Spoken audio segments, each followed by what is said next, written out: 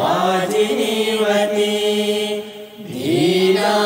धीनामभित्र्यवतु गणेशाय नमः सरस्वत्यै नमः श्रीगुरुभ्यो नमः हरिः ओम्। ॐ नमो भगवते रुद्राय ॐ नमस्ते रुद्रमन्यव उतोत विषवे नमः नमस्ते अस्तु धन्वने बाहुभ्यामुतते नमः यात इषु शिवतमा शिवं बभूव ते धनुः शिवा शरव्या यातवतया नो रुद्रमृडया याते रुद्रशिवा तनूरघोरा पापकाशिनी तया नस्तनुवाशन्तमया गिरिशन्ताभिचाकशीली यामि शृङ्गिरिशन्तहस्ते बिभर्ष्यस्तवे शिवान् गिरित्रतां कुरु माहि पुंसि पुरुषैं जगत् शिवेन वचसा त्वा गिरिशाच्चावदामसि यथा नः सर्वमिज्जगदयक्ष्मगुं सुमना अससत् अद्य वोचदधिवक्ता प्रथमो दैव्योऽभिषक् अहीगश्च सर्वा ऐञ्जम्भयन् सर्वा आश्रयातु धान्यः असौ यस्ताम्रो अरुण उत बभ्रुः सुमङ्गलः ये चेमागुं रुद्रा अभितो दिक्षु श्रिताः सहस्रशो वै शागुम्भेड ईमहे असौ यो वसर्पति नीलग्रीवो विलोहितः उतैनन् गोपा अदृशन्नदृशन्नुदहार्यः उतैनं विश्वा भूतानि स दृष्टो मृडयातिनः नमो अस्तु नीलग्रीवाय सहस्राक्षाय मीडुषे अतो ये अस्य सत्त्वानो हन्तेभ्यो करन्नमः प्रमुञ्च धन्वनस्त्वमुभयोराग्नियोर्जाम् याश्च ते हस्त इषवः पराता भगवो वपा अवतत्यधनुस्त्वगुं सहस्राक्षशतेषु ते निशीर्य शल्यानां मुखा शिवो नः सुमना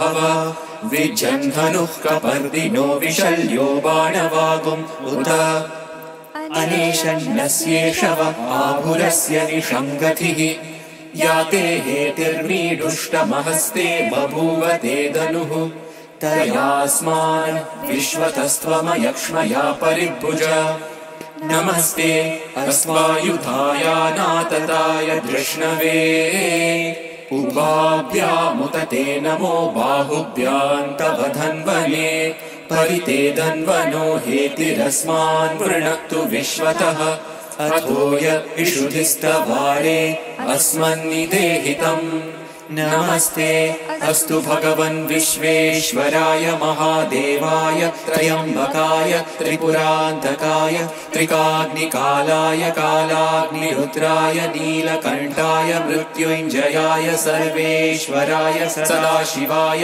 श्रीमन्महादेवाय नमः नमो हिरण्यबाहवे सेनान्ये दिशाञ्च पतये नमो नमो वृक्षेभ्यो हरिकेशेभ्यः पशूनां पतये नमो नमः सस्पिञ्जराय त्रिशीमते पतीनां पतये नमो नमो बभ्रुषाय विव्याधिनेन्नानां पतये नमो नमो हरिकेशायोपवीतिने पुष्टानां पतये नमो नमो भवस्य हेत्यै जगतां पतये नमो नमो रुद्रायातताविने क्षेत्राणां पतये नमो नमः सूताय हन्त्याय वनानां पतये नमो नमो रोहिताय स्थपतये वृक्षाणां पतये नमो नमो मन्त्रिणे वाणिजाय कक्षाणां पतये नमो नमो भुवन्तये वारिवस्कृताय औषधीनां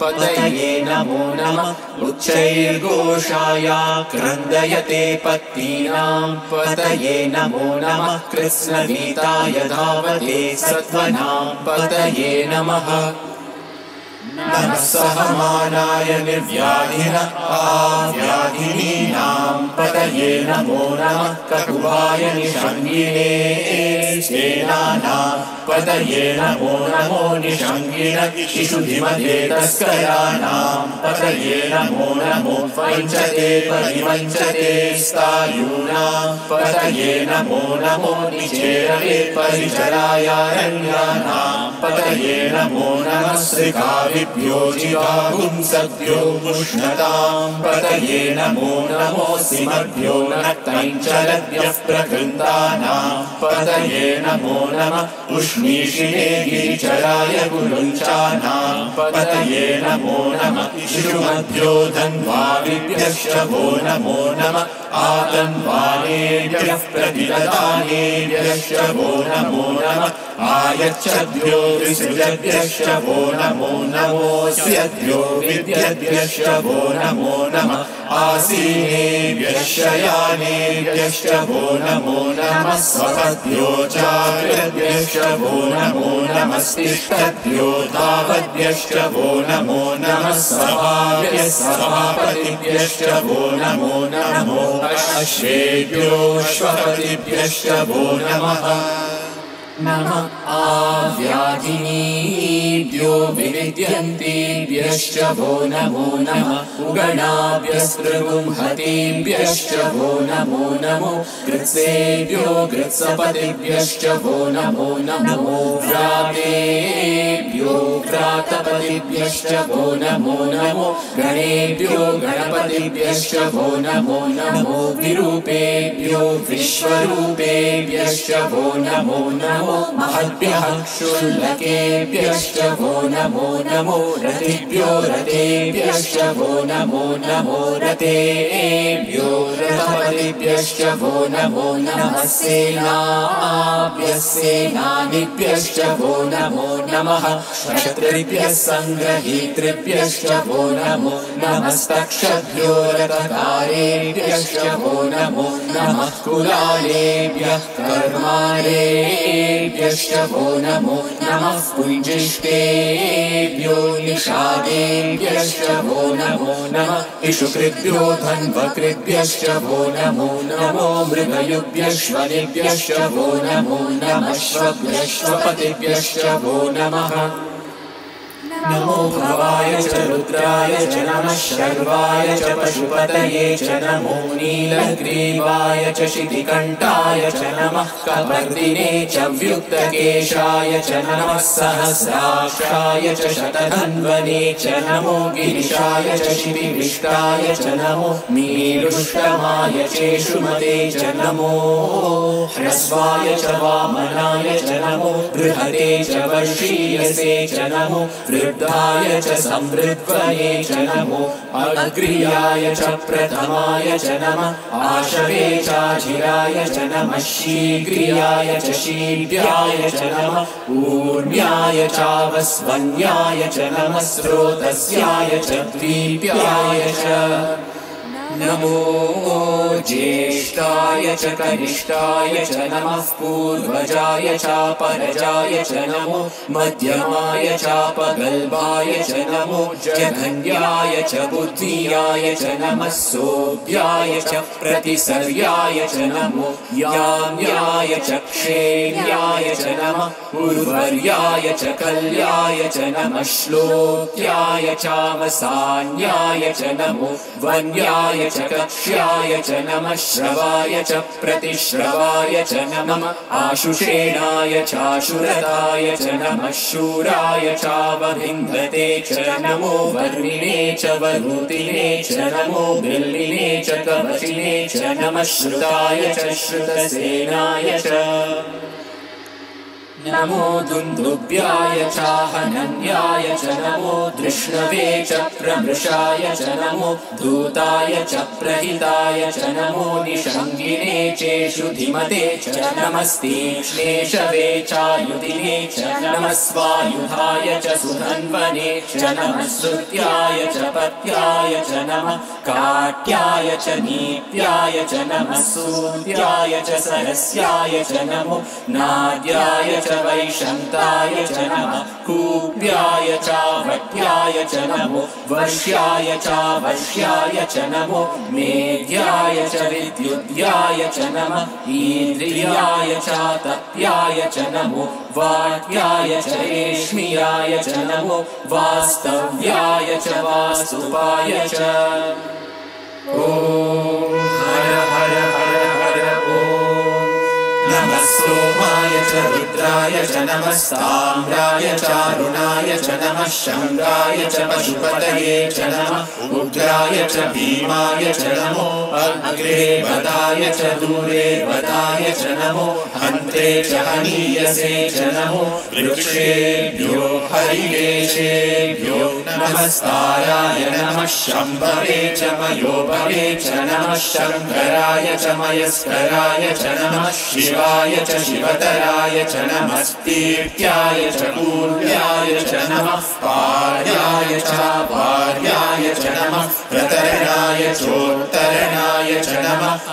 आधार्याय च लाद्याय च नमः षष्ट्याय च फेन्याय च नमः सिकट्याय च प्रवाह्याय च नमः हिरण्याय च प्रपत्याय च नमः किगुंशिलाय च क्षयणाय च नमः कपर्दिने च पुलस्तये च नमो गोष्ठ्याय च गृह्याय च नमः सल्प्याय च गेह्याय च नमः काट्याय च गह्वरेष्ठाय च नमो हृदयाय च निवेष्ट्याय च नमः पागुंसव्याय च रजस्याय च नमः शुष्क्याय च हरित्याय च नमो लोप्याय चोलप्याय च नमः ऊर्व्याय च सूर्याय च नमः पर्ण्याय च पर्णशद्याय च नमो पगुरमाणाय चाभिघ्नते च नमः आखिदते च प्रखिदते च नमो वक्किरिकेभ्यो देवानागुं हृदयेभ्यो नमो विक्षीणकेभ्यो नमो विचिन्वत्केभ्यो नमः आनिर्भकेभ्यो नमः आमीभकेभ्यः द्रापे अन्धसस्पते दरिद्रनीललोहित येषां पुरुषाणाम् येषां पशूनां मादेर्मारोमो येषां किञ्चनाममत् या ते रुद्रशिवा तनु शिवा विश्वाहवेशजी शिवा रुद्रस्य भेषजी तया नो मृडजीवसे इमागुं रुद्राय तवसे कपर्दिने क्षयवीराय प्रभरामहे मतिम् यथा नः शमसद्विपदे चतुष्पदे विश्वं पुष्टं ग्रामे अस्मिन्ननातुरम् मृडानो रुद्रोतनो मयस्कृति क्षयवीराय नमसा विधेमते यच्छञ्चयोश्च मनुराय चेपिता तदश्याम तव रुद्रप्रणीतौ मानो महान्तमुतमानो अर्भकम् मानमुक्षन्तमुतमानम् उक्षितम् मानोवतीः पितरम् मोदमातरम् प्रियामानस्तनुवो रुद्ररीरिषः मानस्तोकेतनये मान आयुषिमानो गोषुमानो अश्वेषु रीरिषः वीरान्मानो रुद्रभामितो वदेर्हविष्मन्तो नमसा विधेमते आराते गोघ्न उदपूरुषग्ने क्षयद्वीराय सुन्नमस्मेते अस्तु रक्षा च नो अनिति च देव गृह्यता च नः शर्म यच्छद्विबर्हाः स्तुहि श्रुतं गर्तसदयुवानं मृगन्न भीममुपहत्नुमुग्रम् मृडा चरित्रे रुद्रस्तवानो अन्यन्ते अस्मन्निवपन्तु सेनाः परिणो रुद्रस्य हेतिर्वृणत्तु परित्वेषस्य दुर्मतिरघायोः अवस्त्यामकवध्यस्तनुष्वमीड्वस्तोकायतनयाय मृडया मीडुष्टमशिवतमशिवो नः सुमना भव परमे वृक्ष आयुधन्विताय कृत्तिम् वसान आचर पिनाकम् बिभ्रदागहि विकिरितविलोहित नमस्ते अस्तु भगवः यास्ते सहस्रगुं हेतयोऽन्यमस्मन्निवपन्तु ताः सहस्राणि सहस्रता बाहुवोस्तव हेतयः तासामीशानो भगवः पराशीनामुखाकृति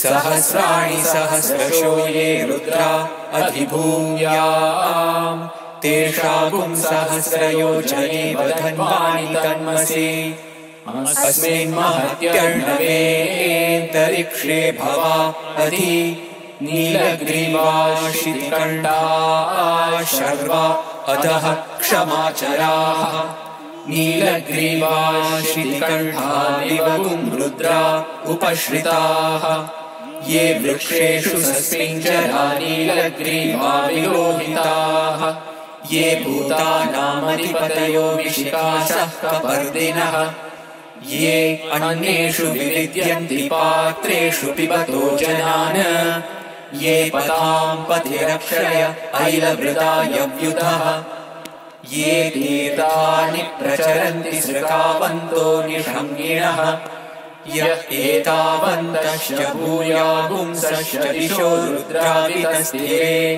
तेषागुं सहस्रयोजने वधन्वानि तन्मसि नमो रुद्रेभ्यो ये पृथिव्या येऽन्तरिक्षे ये दिवि येषामन्नं वातो वर्षमिषभस्तेभ्यो दश प्राचीर्दश दक्षिणा दश प्रतीचीर्दशोदीचीर्दशोर्वास्तेभ्यो नमस्ते नो मृडयन्तु ते यद्विष्णो यश्च नो वेष्टितं भोजम्भे ददामि त्र्यम्बकं यजामहे सुगन्धिं पुष्टिवर्धनम् उर्वारुकमिव बन्धनान् मृत्योर्मुक्षीयमामृतात् यो रुद्रो अग्नौ यो अप्सुय ओषधीषु यो रुद्रो विश्वा भुवना विवेश तस्मै रुद्राय नमो अस्तु ये ते सहस्रमयुतं पाशा मृत्यो मर्त्याय हन्तवे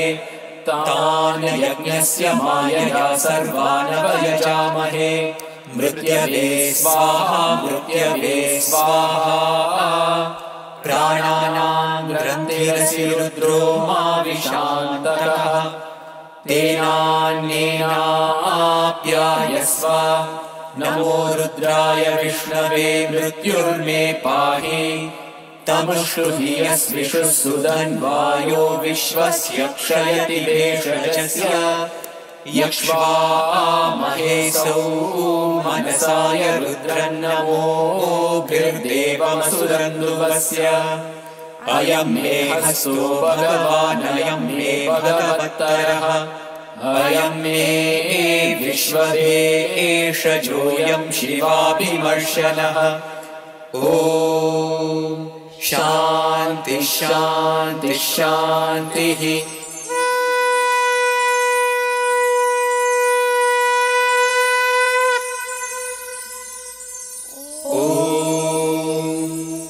अग्ना विष्णु सजोषसे मा वर्धन्तु मां गिरः द्युम्नैर्वाजेभिरागतम् वाजश्च मे प्रसवश्च मे प्रयतिश्च मे प्रसिद्धिश्च मे नीतिश्च मे क्रतुश्च मे स्वरश्च मे श्लोकश्च मे श्रावश्च मे श्रुतिश्च मे ज्योतिश्च मे सुवश्च मे प्राणश्च मे पानश्च मे व्यानश्च मे सुश्च मे चित्तं च आधीतं च मे वाक् च मे मनश्च मे चक्षुश्च मे श्रोत्रं च मे दक्षश्च मे बलं च ओजश्च मे सहश्च आयुश्च मे जरा च आत्मा च मे धनुश्च मे शर्म च मे वर्म च मेऽङ्गानि च मे स्थानि च मे परुगुंषि च मे शरीराणि च मे ज्येष्ठं च आधिपत्यं च मे मन्युश्च मे भामश्च मे वश्च मे वश्च मे जेमा च मे महिमा च मे वरिमा च मे प्रतिमा च मे वश्मा च मे द्रागुया च मे वृद्धं च मे वृद्धिश्च मे सत्यं च मे श्रद्धा च मे जगच्च मे धनं च मे वशश्च मे कृषिश्च मे क्रीडा च मे मोदश्च मे जातं च मे जनिष्यमाणं च मे सूक्तं च मे सुकृतं च मे वित्तं च मे वेद्यं च मे भूतं च मे भविष्यत् च मे सुखं च मे सुपदं च मरुद्धं च मरुद्धिश्च मे कृतं च मे कृत्तिश्च मे मतिश्च मे सुमतिश्च मे शञ्च मे मयश्च मे प्रियं च मे कामश्च मे कामश्च मे सौमनसश्च मे भद्रं च मे श्रेयश्च मे वस्यश्च मे यशश्च मे भगश्च मे द्रविणं च मे यन्ता च मे भर्ता च मे क्षेमश्च मे धृतिश्च मे विश्वं च मे महश्च मे संविच्च मे ज्ञात्रं च मे सूश्च मे रसूश्च मे क्षीरं च मे रयश्च मृतं च मे मृतं च मे यक्ष्मं च मे नामयच्च मे जीवातुश्च मे दीर्घायुत्वं च मे नमित्रं च मे भयं च मे सुखं च मे शयनं च मे सुषा च मे सुदिनं च मे ऊर्च मे सुकृता च मे पयश्च मे रसश्च मे घृतं च मे मधु च मे सक्तिश्च मे सपीतिश्च मे ऋषिश्च मे वृष्टिश्च मे जैत्रं च औद्भिद्यं च मे रयिश्च मे रायश्च मे पुष्टं च मे पुष्टिश्च मे विभु च मे प्रभु च मे बहु च मे भूयश्च मे पूर्णं च मे पूर्णतरं च मे क्षितिश्च मे कूयवाश्च मे नयि च मे क्षुच्च मे व्रीहयश्च मे यवाश्च मे माशाश्च मे तिलाश्च मे मुद्गाश्च मे खल्वाश्च मे गोधूमाश्च मे मसुराश्च मे प्रियङ्कवश्च मे नवश्च मे श्यामाकाश्च मे नीवाराश्च मे अश्मा च मे मृत्तिका च मे गिरयश्च मे पर्वताश्च मे सिकताश्च मे वनस्पतयश्च मे हिरण्यं च मे यश्च मे सीसं च मे प्रपुश्च मे श्यामं च मे लोहं च मे क्लिश्च आपश्च मे वीरुधश्च ओषधयश्च मे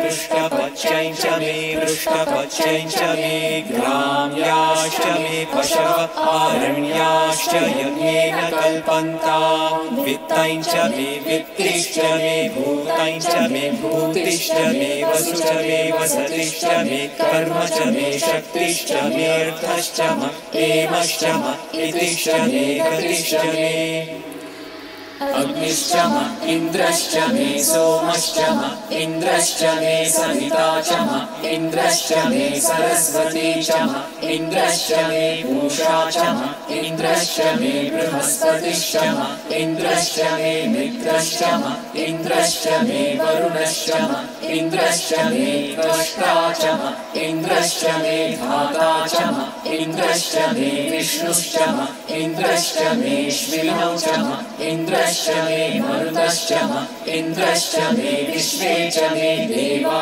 इन्द्रश्च मे पृथिवी च इन्द्रश्च मेऽन्तरिक्षं च इन्द्रश्च मे द्यौश्च इन्द्रश्च मे दिशश्च इन्द्रश्च मे मूर्धा च इन्द्रश्च मे प्रजापतिश्च इन्द्रश्च मे अग्निश्च मे रश्मिश्च मे लाभ्यश्च मे अधिपतिश्च उपागुंश्च मे दर्यामश्च ऐन्द्रवायवश्च मे मैत्रावरुणश्च आश्विनश्च मे प्रतिप्रस्थानश्च मे शुक्रश्च मे मन्त्री च आग्रहणश्च मे वैश्वदेवश्च मे ध्रुवश्च मे वैश्वानरश्च ऋतुग्रहाश्च मे विग्राह्याश्च ऐन्द्राग्नश्च मे वैश्वदेवश्च मे मरुद्गीयाश्च मे माहेन्द्रश्च आदित्यश्च मे सावित्रश्च मे सारस्वतश्च मे पौष्णश्च मे पात्नीवतश्च मे हार्योजनश्च मे इद्मश्च मे बर्हिश्च मे वेदिश्च मे धिष्णियाश्च मे सृजश्च मे चमसाश्च मे ग्रावाणश्च मे स्वरवश्च उपरवाश्च मे ऋषभणे च मे द्रोणकलशश्च मे वायव्यानि च मे पूतवृच्च आधवनीयश्च आग्नेयीध्रं च मे हविर्धानं च मे गृहाश्च मे सदश्च मे पुरोडाशाश्च मे पचताश्च मे वभृतश्च मे स्वगाकारश्च मे अग्निश्च मे धर्मश्च मेऽर्कश्च मे सूर्यश्च मे प्राणश्च मे श्वमेधश्च मे पृथिवी च मे दितिश्च मे दितिश्च मे द्यौश्च मे शक्वरीरङ्गुलयोदिशश्च मे यज्ञेन कल्पन्तामृच्च मे साम च मे सोमश्च मे यजुश्च मे दीक्षा च मे तपश्च ऋतुश्च मे व्रतं च मे होरात्रयोः दृष्ट्या बृहत्कृतन्तरे च मे यज्ञेन कल्पेताम् गर्भाश्च मे वत्साश्च मे त्रयविश्च मे त्रयवी च मे द्वितीयवाक्च मे द्वितीयौही च मे पञ्चाविश्च मे पञ्चावी च मे त्रिवत्सश्च मे त्रिवत्सा च मे तुर्यवाक्च मे तुर्यौही च मे पष्ठवाक्च मे पष्ठौही च उक्षा च मे वशा च वृषभश्च मे वेहश्च मे नड्वां च मे धेनुश्च आयुर्यज्ञेन कल्पताम् प्राणो यज्ञेन कल्पताम् अपानो यज्ञेन कल्पताम् व्यानो यज्ञेन कल्पताम् चक्षुर्यज्ञेन कल्पताम् श्रोत्रं यज्ञेन कल्पताम् मनो यज्ञेन कल्पताम् वाक् यज्ञेन कल्पताम् आत्मा यज्ञेन कल्पताम् यज्ञो यज्ञेन कल्पताम् एकाच मे तिस्रश्च मे पञ्च च मे सप्त च मे नव च एकादश च मे त्रयोदश च मे पञ्चदश च मे सप्तदश च मे नवदश च एकविंशतिश्च मे त्रयोविंशतिश्च मे पञ्चविंशतिश्च मे सप्तविंशतिश्च मे नवविंशतिश्च एकत्रिंशच्च मे त्रयस्त्रिंशच्च मे चतस्रश्च मे षोडश मे द्वादश च मे षोडश च मे विंशतिश्च मे चतुर्विंशतिश्च मे अष्टाविंशतिश्च मे द्वात्रिंशच्च मे षट्त्रिंशच्च मे चत्वारिंशच्च मे चतुश्चत्वारिंशच्च मे अष्टाचत्वारिंशच्च मे वाजश्च प्रसवश्चापि च क्रतुश्च सुवश्च मूर्धाश्च व्यश्रियश्चान्त्यायनश्चान्त्यश्च भुवनश्च भुवनश्चाधिपतिश्च ॐ शान्ति शान्ति शान्तिः ॐ यदक्षरपरभ्रष्टं मात्राहीनं तु यद्भवेत् तत्सर्वं क्षम्यतां देव नारायण नमोऽस्तु ते विसर्गबिन्दुमात्राणि पदपादाक्षराणि च न्यूनानि चातिरिक्तानि क्षमस्व साईश्वर अपराधसहस्राणि क्रियन्ते हर्निशं मया दासोऽयमिति मां मत्वा क्षमस्व साईश्वर अन्यथा शरणं नास्ति त्वमेव शरणं मम तस्मात् कारुण्यभावेन रक्ष रक्ष साईश्वर हरिः ॐ तत्सत् श्री साईश्वरार्पणमस्तु स्वस्ति प्रजाभ्यः परिपालयन्तां न्यायेन मार्गेण महीमहीषाः गोब्राह्मणेभ्यः शुभमस्तु नित्यम् समस्तलोकाः सुखिनो भवन्तु समस्तलोकाः सुखिनो भवन्तु समस्तलोकाः सुखिनो भवन्तु ॐ शान्ति शान्ति शान्तिः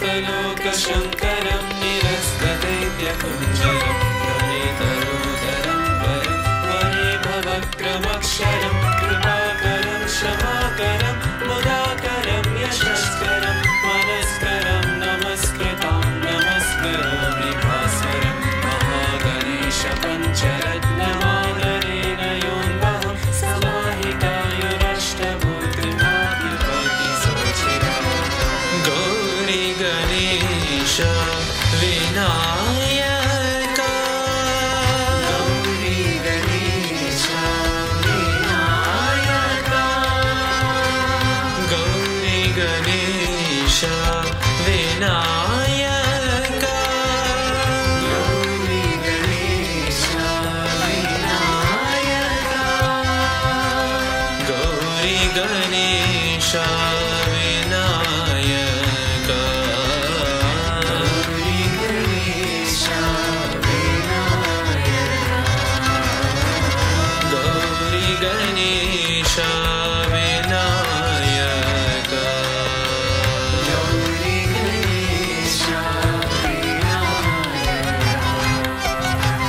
गौरी गणेश विनायका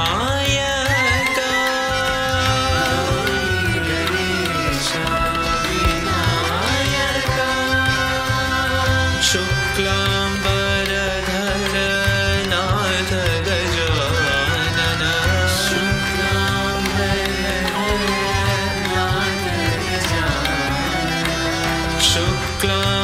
शुक्लाम्बरधर नाथ गजानन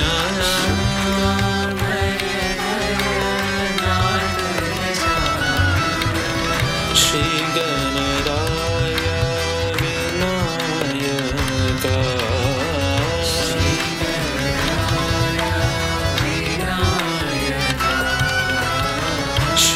गणराय विनायका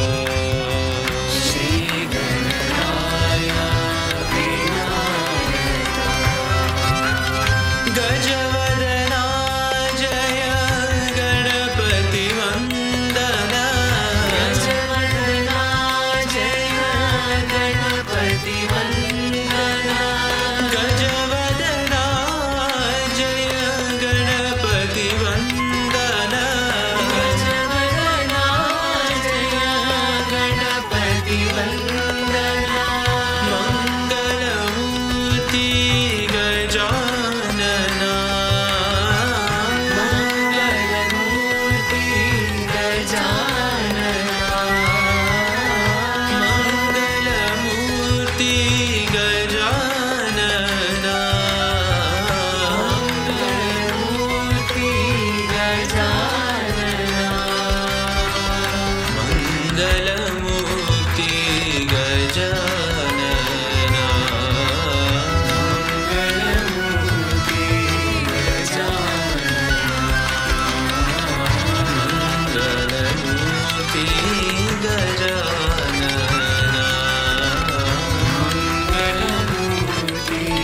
गजानन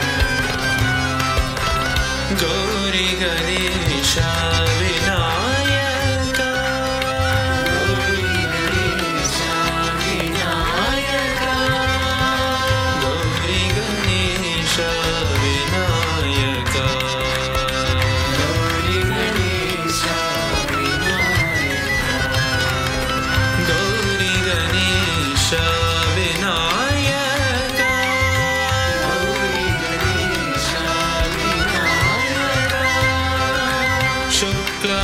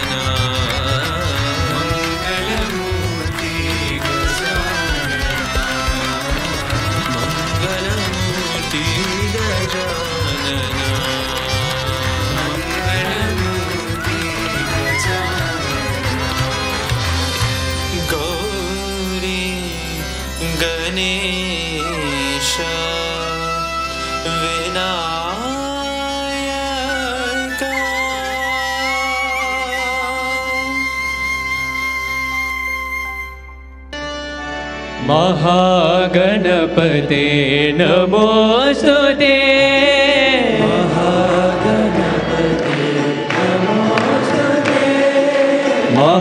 महागणपते नमोस्तुते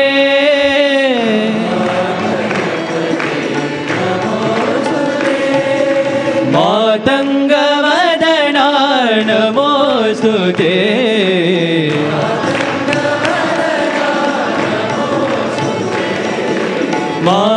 मातङ्गवदना नमोस्तुते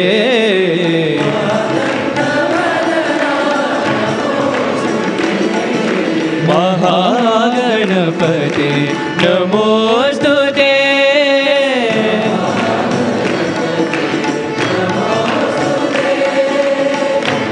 आदिपूजित गणनाथ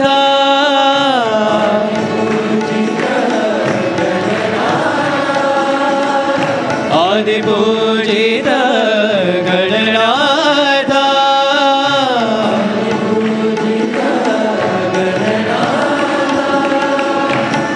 आनन्ददायक गणनाथ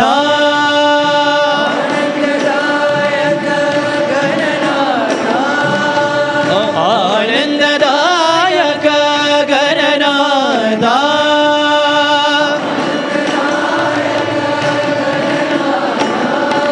प्रथम वन्दना प्रणवकारा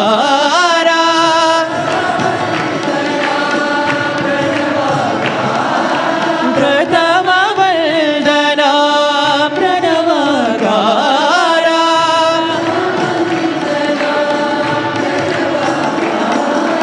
विघ्नेश्वर विनायक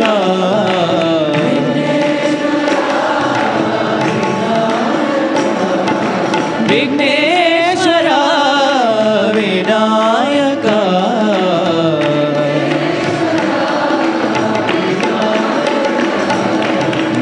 महागणपते नमोस्तुते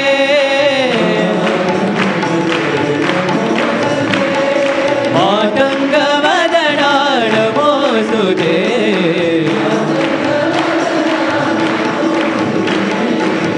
महागणपते नमोस्तुते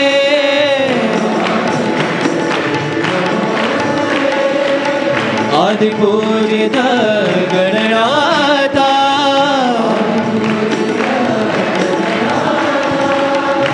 आनन्ददायक गणनाथ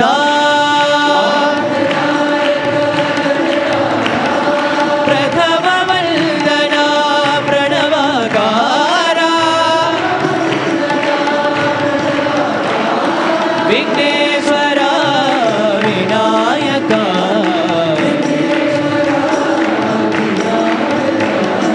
विघ्नेश्वर विनायक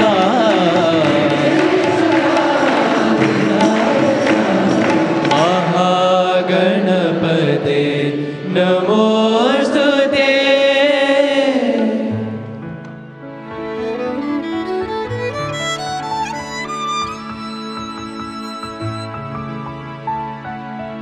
लंबोदरा हे विनायका लंबोदरा हे विनायका लंबोदरा हे विनायका लंबोदरा हे विनायका विघ्नहरण गिरिजानन्दना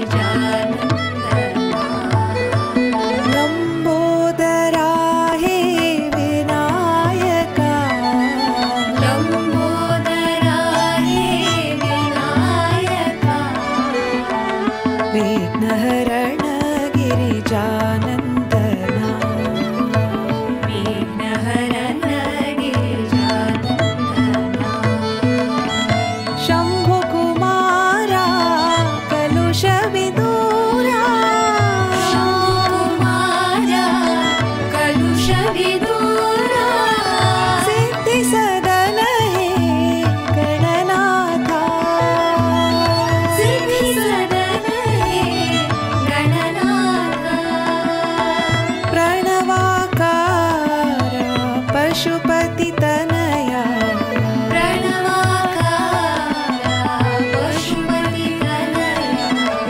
विघ्नहरण गिरिजानन्दना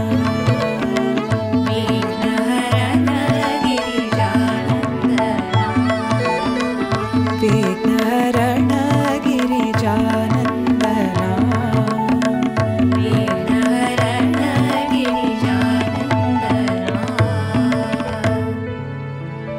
लम्बोदरा हे विनायका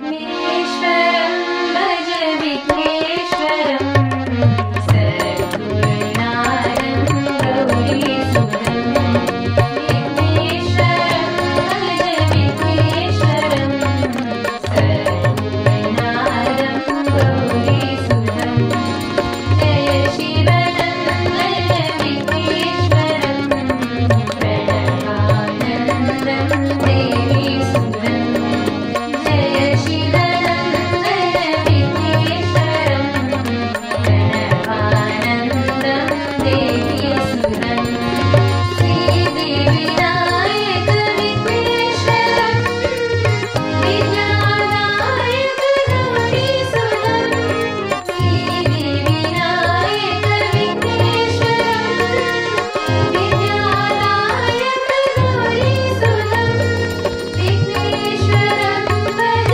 विघ्नेश्वरं विघ्नेश्वरं भज विघ्नेश्वरं शरणं शरणं देवीसुतं शरणं शरणं देवीसुतं विघ्नेश्वरं भज विघ्नेश्वरं सद्गुरुनाथं गौरीसुतं जय शिवनन्दन विघ्नेश्वरं प्रणवानन्दं देवीसुतं श्रीदेविनायक विघ्नेश्वरं विद्यानायक गौरीसुतं विघ्नेश्वरं भज विघ्नेश्वरं शरणं शरणं देवीसुतं शरणं शरणं देवीसुतं विघ्नेश्वरं भज विघ्नेश्वरं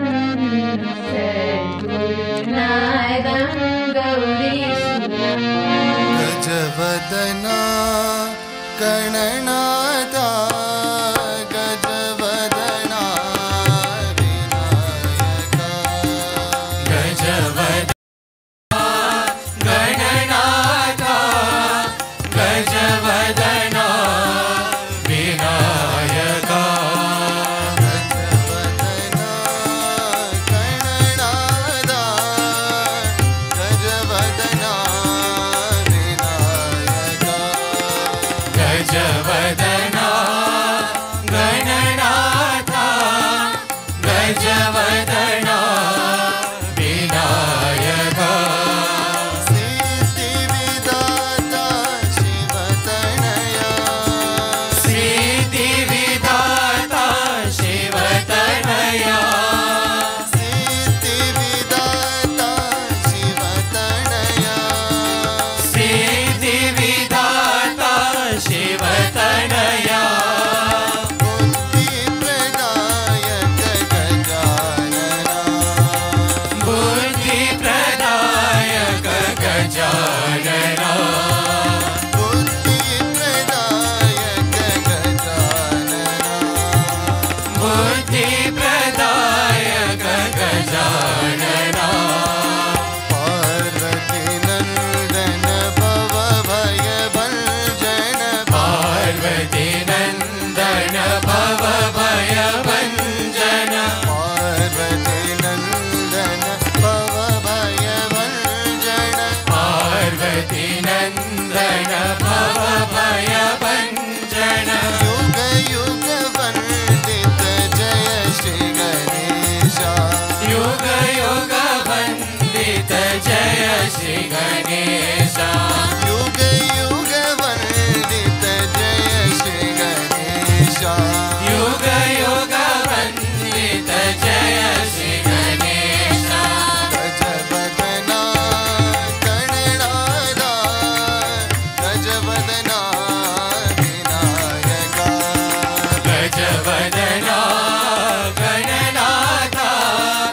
गजवदना विनायका सिद्धिविदाता शिवतनया सिद्धिविदाता शिवतनया बुद्धिप्रदायक गजानना बुद्धिप्रदायक गजानना पार्वतीनन्दन भवभयभञ्जन पार्वतीनन्दन भवभयभञ्जन युगयुगवन्दित जय श्री गणेशा युगयुगवन्दित जय श्री गणेशा युगयुगवन्दित जय श्री गणेशा युगयुगवन्दित जय श्री गणेशा गजवदना गणनाथा गजवदना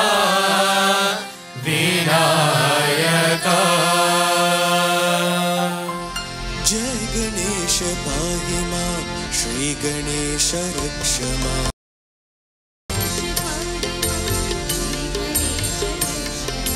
जय गणेश पाहि मां श्री गणेश रक्ष मां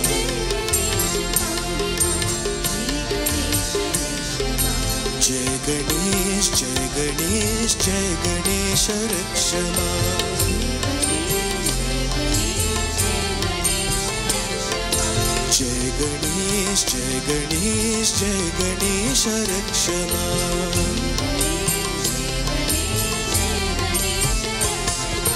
जय गणेश पाहि मां श्री गणेश रक्ष मां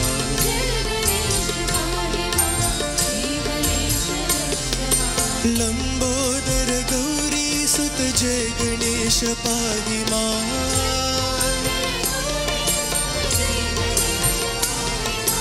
लंबोदर गौरी सुत जय गणेश पाहि मां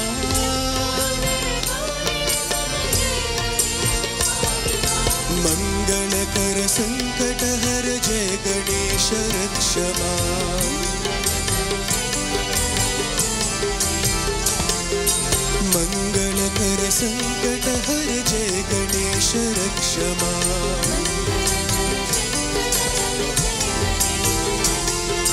जय गणेश जय गणेश जय गणेश रक्ष मां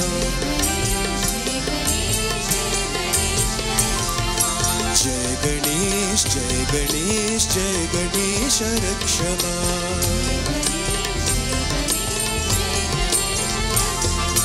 जय गणेश पाहि मां श्री गणेश रक्ष मां जय गणेश जय गणेश जय गणेश रक्ष मां लंबोदर गौरी सुत जय गणेश पाहि मां मंगलकर संकट हर जय गणेश रक्ष मां जय गणेश जय गणेश जय गणेश रक्ष मां जय गणेश जय गणेश जय गणेश रक्ष मां जय गणेश पाहि मां श्री गणेश रक्ष मां अंबिका तनया गजानना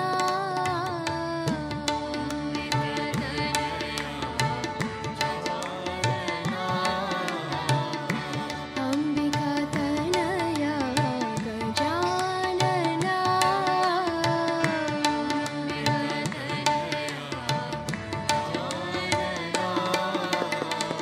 गजवदना गणनाथ गजानना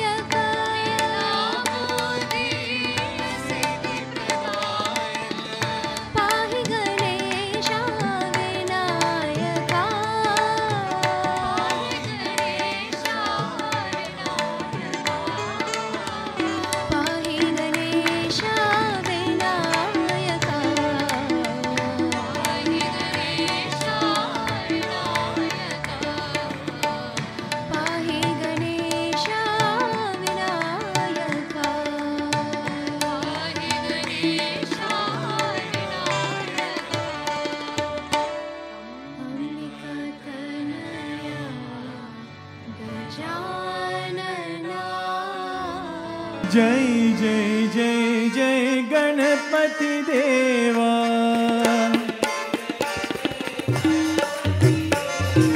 जय जय जय जय गणपति देवा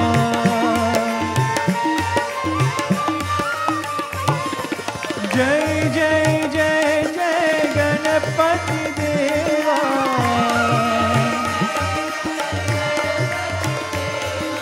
जय जय जय जय गणपति देवा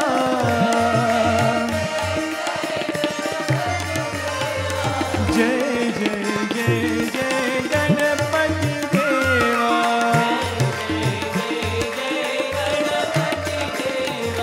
गजानना गजानना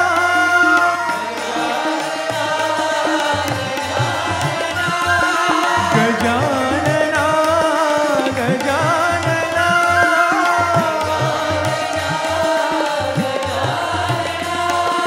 गजानना हे गणपति देवा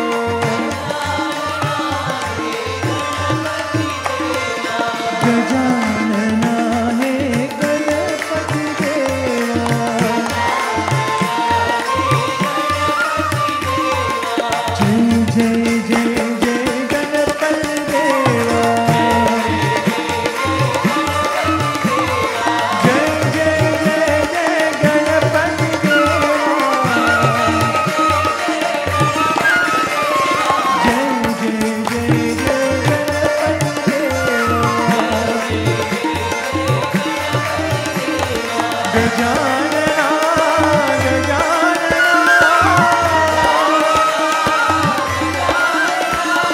गजानना हे गणपति देवा गजानना हे गणपति देवा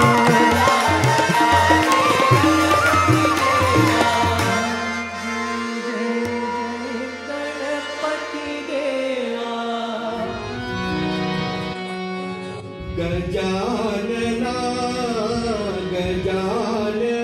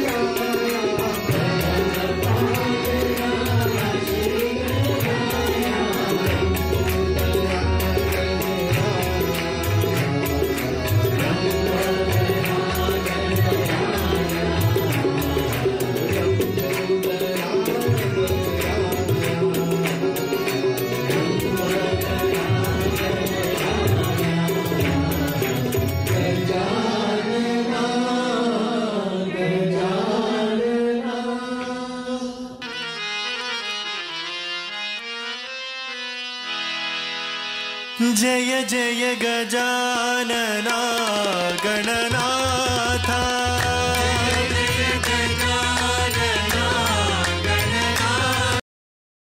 जय जय गजानना गणनाथ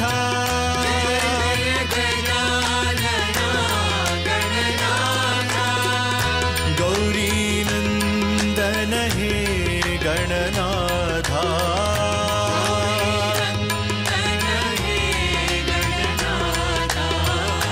गौरी नंदन हे गणनाथ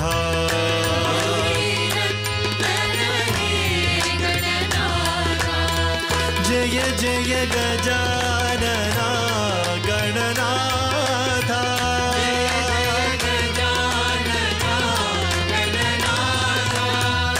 बुद्धि प्रदायक हे गणनाथ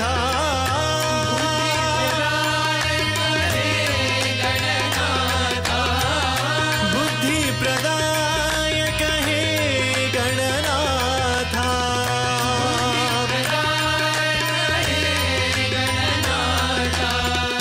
सिद्धि विनायक हे गणनाथ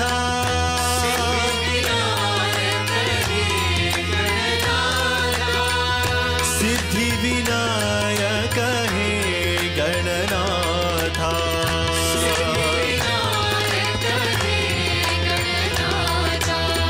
जय जय गजानना गणनाथ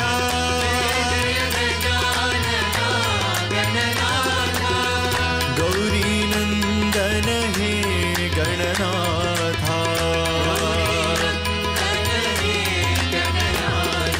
जय जय गजानना गणनाथ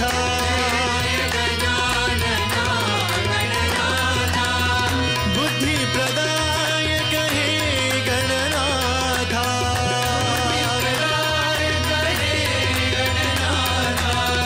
सिद्धि विनायक हे गणनाथ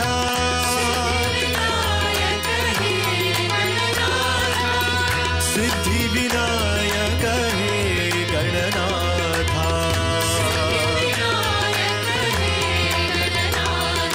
जय गणनाथ साई गणनाथ जय गणनाथ साई गणनाथ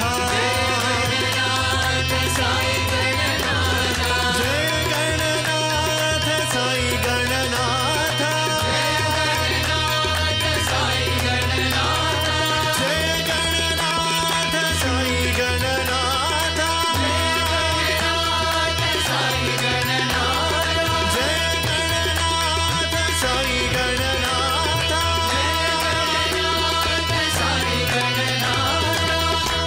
जय जय गजानना गणनाथ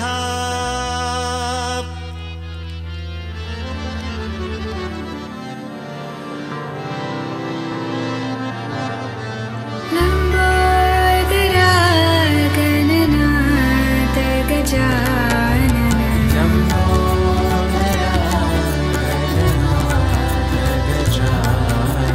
लंबोदरा गणनाथ गजानन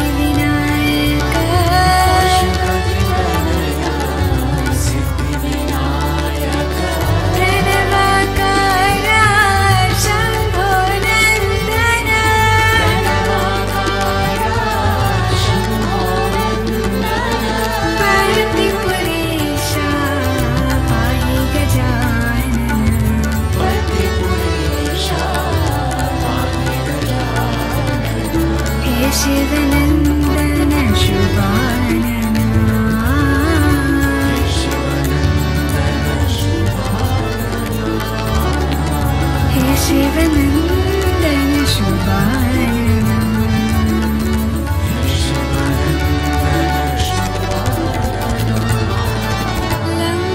लम्बोदरा गणनाथ गजानन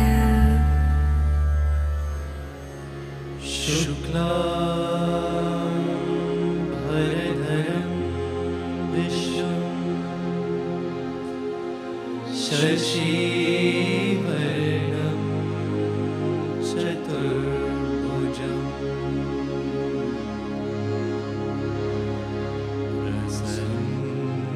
प्रसन्नवदनं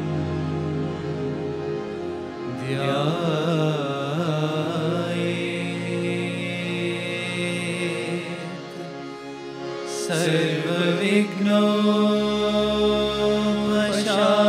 सर्वविघ्नोपशान्तये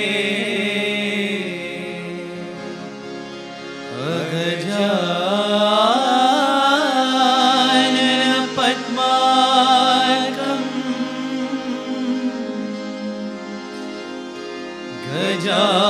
गजानन महर्निशम्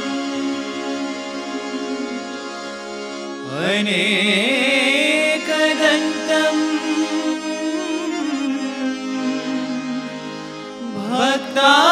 भक्तानां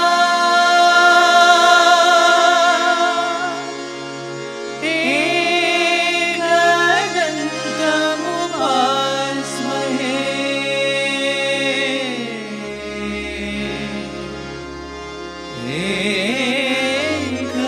एकदन्तम् उपास्महे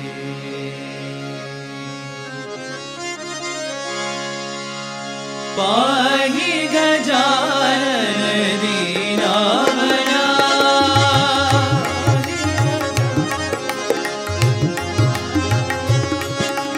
पाहि गजानन दीनामना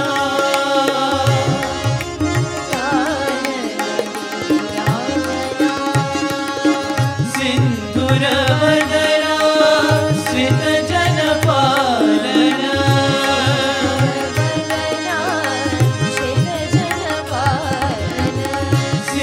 सिन्धुरवदना श्रितजनपालना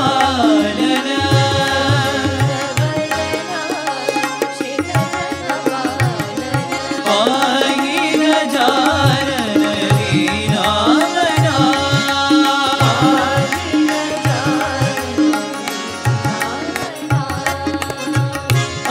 अम्बिकातनया अमराधीश्वरा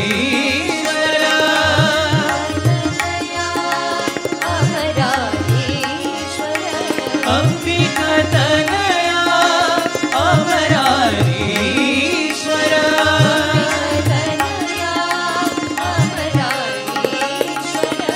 अगणित गुणगण आनन्ददायक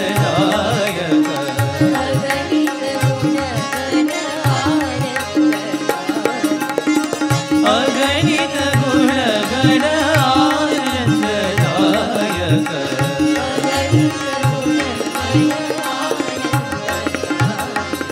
पाहि गजानन दीनामना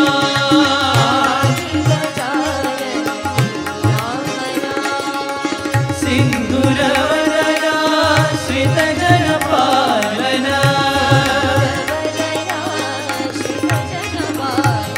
पाहि गजानन दीनामना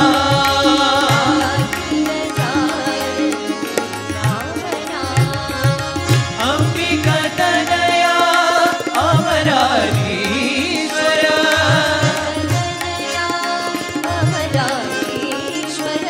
अगणित गुणगण आनन्द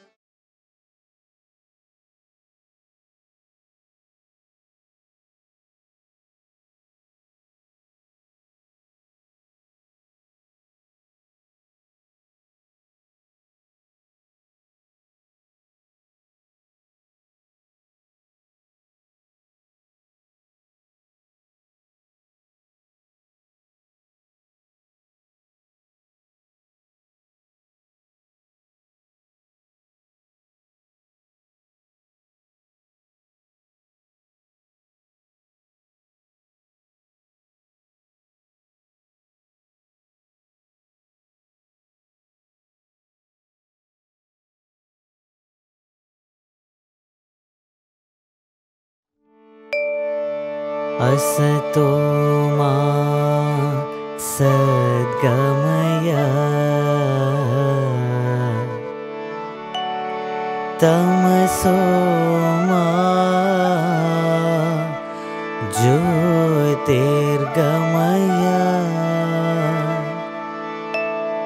मृत्योर्मा अमृतं गमय। ॐ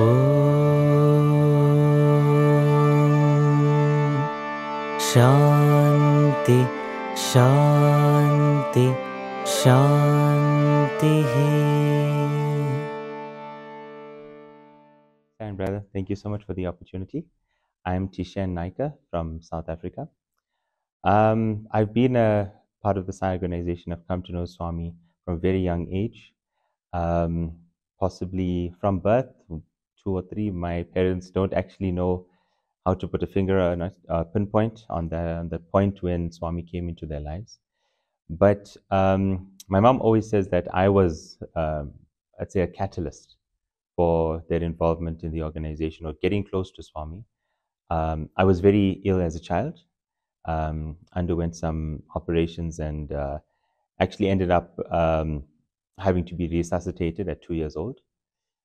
And during this time, I was so ill and riddled with infection that I was on adult doses of antibiotics and used to have tremors and, wasn't very stable as a child. Health was touch and go for many years. And I think the Sai Center in the community provided the support to my parents in that time. And I think that's how we grew closer to the organization and to Swami.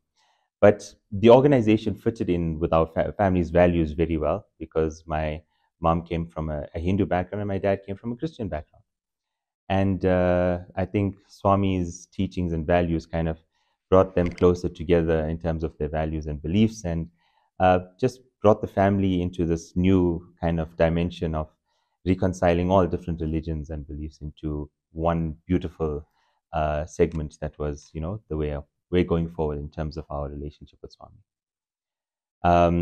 Moving on from there, I think throughout life we weren't very active in the organization, especially after my father's tragic passing in 1997. Oh, thank you, brother. So it actually, you must have been that time 3 years old. Oh, So it was very sudden, very traumatic, and actually an unsolved case up till today. oh, Yeah. So it's that obviously shook the faith at home. He went to work on his 40th birthday, and then he never came home. After searching for 6 days, they found his body in the harbor, floating in the water for 6 days. So at that time, because the body had been in the water for so long, it had lost a lot of the potential evidence that could have led to some solution to this whole case, but nothing could be found. And it's been 27 years later, and we found peace, but it's been a tough journey. Yeah. So that shook the faith at home, and we still went and observed major functions, events. Swami's birthday, I still attended SSE. We still had Swami's photos at home, but we weren't as involved as we used to be. But when we moved to Johannesburg, Pretoria, 600 kilometers away, it was almost like a new start for us. And once again, the Sai Center and the Sai family was there in their full support. And when we moved, the Sai Center was there for us. And once again, Swami pulled us and slowly started getting more involved, started attending bhajans, getting more involved in center, in young adult activities, sevas. And ultimately, bhajans was my calling at that time. I got very involved. And Swami showed his presence in my life in many ways. But the pivotal point, and it's funny that we're having this conversation because I asked my mother just last week prior to the conference, did you ever think that I would be able to be involved in something of this nature, something of this enormous thing that we're doing this conference, and being able to do Swami's work on this scale. And she pinpoints the story that I'm going to tell you now. When I was 15, my mom came home from work one day, and she said that, these frequent flyer miles that you get, she said her miles were going to expire. And she says, who wants to go somewhere? You were 15. I was 15. So who wants to go somewhere? My sister was about 19 at the time. And I think she said it more as a joke. And I took this offer very seriously, and I said, I'm going. And she says, well, where are you going? She said, I said, no, I'm going to Pushpati. I'm going to Prashanti. This was in 2009. And she says, but I only have enough for one ticket. I can't come with you. I said, it's fine. I'm going. So against all the odds, we actually still don't know how the logistics worked out, because as a minor, you're actually not allowed to travel alone. And I ended up going to Prashanti and spending the month there over Christmas, celebrated my 16th birthday in Prashanti as well. But the moment, I think, in my mom's mind, she says that when she left me at the security checkpoint at the airport, she says, as a 15-year-old, I walked with such conviction. I walked with conviction. I wasn't nervous. I wasn't scared. I didn't turn around many times to look back at her, whatever. I held my head and I walked. And this is something that's imprinted in her mind. So last week when I was asking if she ever thought, she says, the moment you walked that way, I knew Swami was with you. And I knew that he was the one that was carrying you throughout life's journey. She says, no 15-year-old would walk that way. And that was your first trip where you saw Swami? First time I saw Swami was in 2004. We went as a family. But that was a short trip. And at that time, it was more to experience, just to experience. This was more for yearning to go. This was actually Swami, pulling me. And I got there, and the entire trip from start to end was nothing short of miraculous. It was, I can't even begin to explain the things. And one of the points, the key stories that comes to mind is the year prior, so 2008, I had a small heart procedure. So my flight from South Africa, Johannesburg, was through Frankfurt, and from Frankfurt to Bangalore. In Frankfurt, I ended up sitting next to what looked like an auntie. So I started chatting, and she told me that she's originally from Pune. She's a cardiologist, and she's working in the US. She's going home for the holidays. And we started chatting, and I told her, about my heart condition and whatever. She says, well, technically you shouldn't be flying. And we're in the air now, what can I do? And she says, it's a risk. You've got a device in your heart, and potentially you could have some issues, especially with the blood pooling in your legs and clots and all of that. She says, the only thing that could help you now is compression socks. Do you have any? And I said, no, I've never thought to wear it, and I was never told to. So what should I do? And she says, you know what? This is very curious. And I said, what, auntie? She says, this morning when I was packing my bag to come, I had my compression socks on, wearing it already. But I felt the need to take another pair. And I didn't put it in my luggage, I didn't put it in my hand luggage. I put it in my camera bag. And where was her camera bag? On her lap. Took it out, gave it to me, everything was fine. And everything in that trip for the full month fell into place that can only be described as Swami's work. I had the good fortune of being in the children's choir that year. And Auntie Alma, the choir conductor at the time, afforded me the opportunity of presenting the Christmas card to Swami. And I went up to Swami, and I had that blissful experience of being next to the Master of the Universe and experiencing his love at such a short, close distance. Asked him if I could take part in Namaskar, and he agreed. We did the Christmas performance, and one of the things that after the choir performance, Swami was sitting on the chair, and he just moved his fingers slightly. And somehow I knew he was calling me. There was thousands and thousands of people, but in my heart I knew it was me. And I went up to him, and I spent a moment, and then that's when he started giving out the material to the boys, and he just said, pay attention. And then, thank you, Swami, went down. But the next day, I had not a squeak of a voice. Not even a sound. And I phoned my mother back home and Could you got some infection? nothing. And the day, 2 days after, it was fine. And my mother asked me, what's wrong? She's worried. I'm so young. I'm so far away. What's going on? And I said, Mom, I sang last night and I gave my voice to Swami. Right? Because night I went to bed, voice was there, next morning gone. Many years later, I did a podcast with a brother from South Africa around the Vedas. My journey through Swami's work has led me very strongly into the Vedas. So I'm now serving as the International Young Adult Veda Coordinator, along with Sister Marini in the UK. And Vedas is my passion. I teach Vedas as much as I can, chant Vedas as much as I can. And when I was having this podcast and I was relating the story to the brother, he said, how interesting. I said, what do you mean, brother? He says, that many years ago, you said you gave your voice to Swami, and now Swami is using your voice to teach the Vedas. I was like, wow, that's amazing, you know? Whether it's true or not, Swami knows, but it's a nice thought to have. I'll chant a small portion from the Narayana Upanishad, and I'll explain why. So the part that I really like is, Nishkalo niranjano nirvikalpo nirakyata shuddho deva eko narayanaha. The reason I like that one is it describes God as blemishless.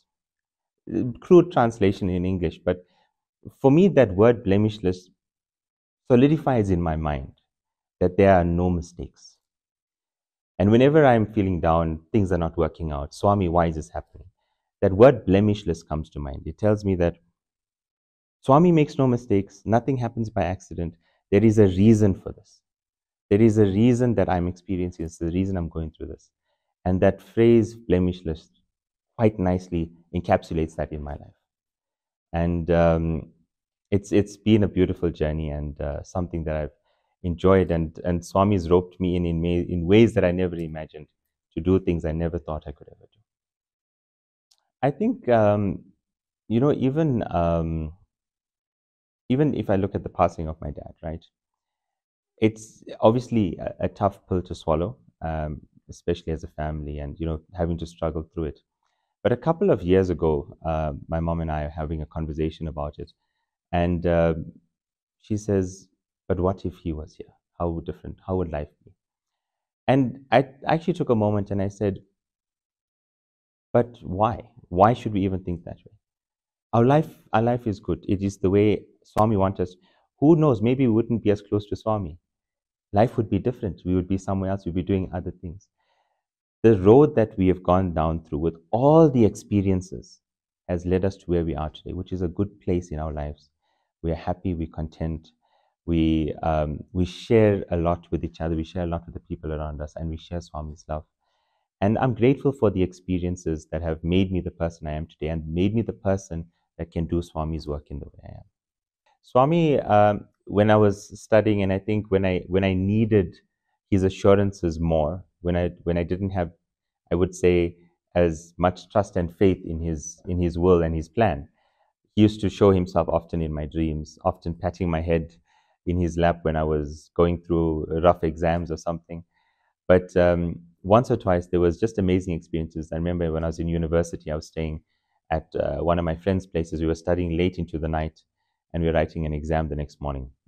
And my car had gone in to get some work done, so I had taken out, you know, all my CDs and all the things. And I like to play and listen to bhajans, calms me down before an exam. Actually, I mostly listen to bhajans, but because of that, I couldn't listen to bhajans. And I was feeling so anxious for this exam. And I was driving from my friend's place to the university to go and write my exam. And I'm thinking to myself, Swami, I need to hear a bhajan. I need to hear your voice, your name. I need to feel that assurance from you. And I was listening to a random radio station. It's an Indian radio station. So sometimes they play devotional music, but only on a Friday evening. They have set program times when they play. And this was a weekday morning. And as I had that thought, brother, it was the most amazing thing. Manasa Bhajare starts playing on the radio. Immediately. And I burst into tears while driving. It was something I can't even imagine how it happened or that it even happened at all. but it was beautiful. It was such a beautiful experience.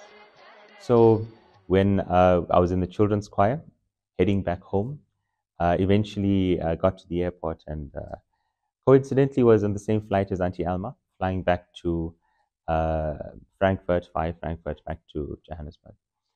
And so we flew together to Frankfurt, and she took care of me very much like a mother, buying me hot chocolate, making sure I was okay, and just connecting. And towards the end of the trip where we were parting ways, Auntie Alma says, you know, that card you presented to Swami with all the signatures of all the children in the choir, they've given it back to me. So the fact that I've met you here today, I feel like that needs to come back to you. So that was also an amazing coincidence and science and a blessing to have this piece of history almost, something that the avatar has touched with me always. So not just your voice, Swami gave your card also back. Absolutely. Yeah, so, but there's amazing such incidents. And, even if I look at my journey through the Vedas, I have my Balvikas teacher, who's been a guru and a teacher and a guide to me, and also my spiritual mother in many ways for many, many years, since I was 4 years old. And she started encouraging me to learn the Vedas and mantras. And from the time I started learning, she always said, you will teach, you will teach, you will teach. I said, Auntie, I don't want to teach. I don't have the ambition. I'm happy to just learn. I don't want to do any more than that. And she says, no, you will teach. Every time she spoke to me, and I said, Auntie, I don't want to teach, please, Next thing I was teaching. I wasn't just teaching one day. I was teaching 5 days a week in 5 different Sai centers. Throughout COVID, we had online chanting of Sri Rudram every single evening for 2 years. Just to encourage people, give them that opportunity, get through all the hardship and difficulties they were facing at the time. And Vedam has become, I think, the center of my life, and has led me down paths that I would never have imagined to do Swami's work. So if you're looking for a miracle, it's that I'm even here at all. It's never been an ambition of mine to be serving Swami in this capacity. I was always happy just doing my little bit.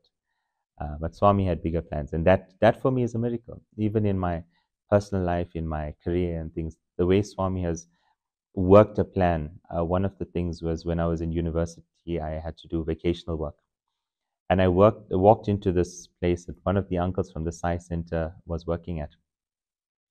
And I walked in and it was just great. They were building robotics, and it had almost like a Google kind of environment. Beanbag chairs, open offices, very cool young engineers building things. And I walked in there in my 3rd year and I said, I want to work here. And I just said it like, this is great. I just want to work here.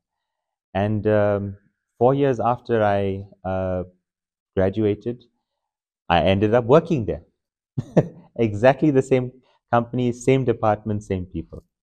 And all is just Swami's will. When I walked in on my first day, after having a difficult working environment prior to that, I walked into the building and the lady was taking me around and showing me the building and showing me my office. And I get to my office number 108. It was amazing. My ambition is to, at this point, surrender myself to Swami, do his work. I think wherever I've had my own plans, Swami showed me that he has his own too, and that his will is more than mine in many more ways. So, His plan is better than yours? Absolutely, absolutely, and in ways I could never imagine as well. So, surrender to Swami and do his work. It's become a passion of mine as well to grow Swami's work. We've recently started a Sai Center that's growing in leaps and bounds, that's able to, Where? in South Africa, it's a Premadhara Sai Center.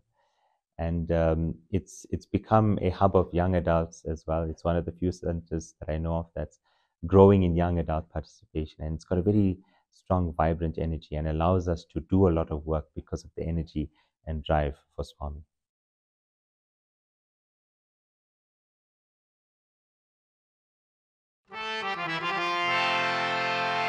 Om Jai Jagadish Hare Swami Sathya Sai Hare Bhakta Jana Samrakshaka Bhakta Jana Samrakshaka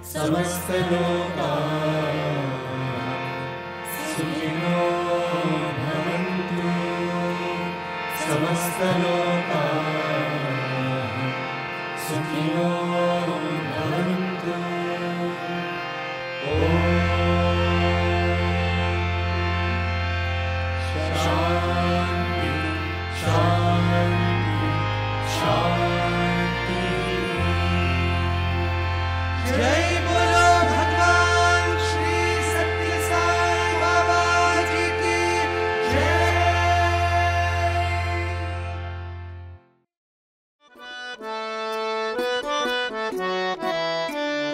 परमं पवित्रं बाबा विभूतिं परमं विचित्रं लीला विभूतिं परमार्थ इष्टार्थमोक्षप्रदानं बाबा विभूतिम् इदमाश्रयामि परमं पवित्रं बाबा विभूतिं परमं विचित्रं लीला विभूतिं परमार्थ इष्टार्थमोक्षप्रदानं बाबा विभूतिम् इदमाश्रयामि परमं पवित्रं बाबा विभूतिं परमं विचित्रं लीला विभूतिं परमार्थ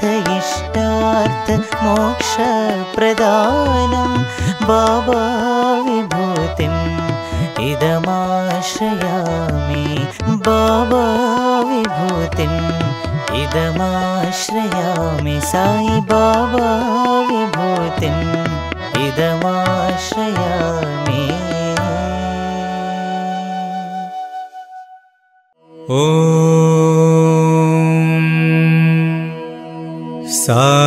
साईश्वराय विद्महे सत्यदेवाय धीमहि तन्नः सर्वप्रचोदयात्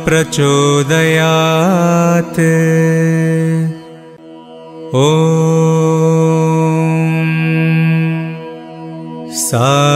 साईश्वराय विद्महे सत्यदेवाय धीमहि तन्नः सर्वप्रचोदयात्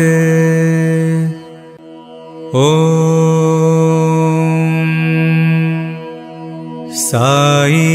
साईश्वराय विद्महे सत्यदेवाय धीमहि तन्नः सर्वप्रचोदयात्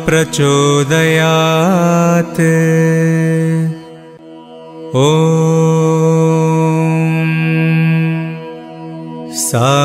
साईश्वराय विद्महे सत्यदेवाय धीमहि तन्नः सर्वप्रचोदयात् ॐ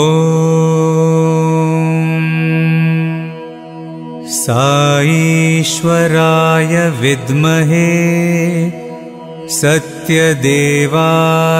धीमहि तन्नः सर्वप्रचोदयात् ॐ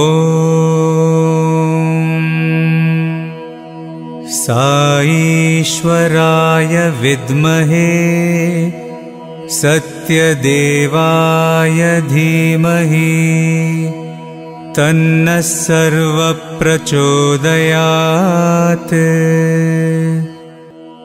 ॐ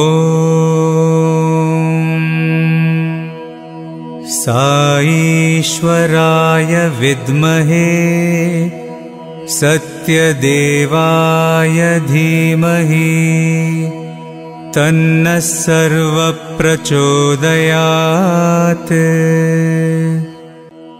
ॐ साईश्वराय विद्महे सत्यदेवाय धीमहि तन्नः सर्वप्रचोदयात्।